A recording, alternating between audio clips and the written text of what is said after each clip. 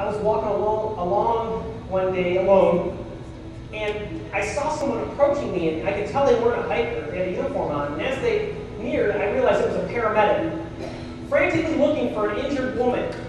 And he's completely stressed out because he can't find her. And I look at his map and realize, well, he's going the wrong way. So I strapped his medical bag on my backpack and asked him to follow me. And a few miles later, we encountered this woman. Sure enough, she has a compound fracture. She's laying there in great pain. He goes right to work taking care of her injury, radioing in for support to come up a fire road and evac her. While he's doing that, I notice a little girl sitting near their fire ring in tears, her daughter, completely scared of the whole situation. So I go over and try to comfort the daughter, and she doesn't respond to anything I'm saying. And the woman hollers over, "She's deaf, she can't hear you." That's when I thought, gosh, speech pathologist in the woods that can actually do something. What should I tell her? So I'm digging through the cobwebs, going back to my sign language 1 and 2 course. Yeah, okay. So what I thought I told her was, your mom will be okay. And I was even assured of that because when the woman was being put in the ambulance, the little girl came over to me, gave me a big hug, and I felt really good, like I had done my deed for the week, you know? And I walked on.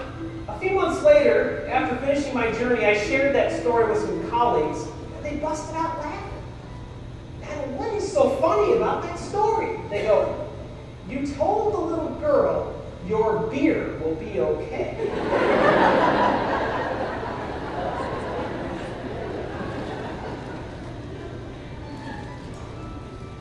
The Appalachian Trail wanders through cow pastures on a regular, routine basis. This made me a bit nervous. I wasn't used to walking amongst the cows. I grew up in the city. And you see what the trail maintainers do is they assemble ladders called stiles and an A-frame over the barbed wire so you don't get caught up in it and you climb up over one side and down the other. The first few pastures I walked through, the cows would stop chewing grass and just stare at me. And I would get this guilty feeling thinking they knew that I ate red meat. But then they'd go back to grazing, and this became pretty normal. And I became numb to the fact of walking amongst the cows.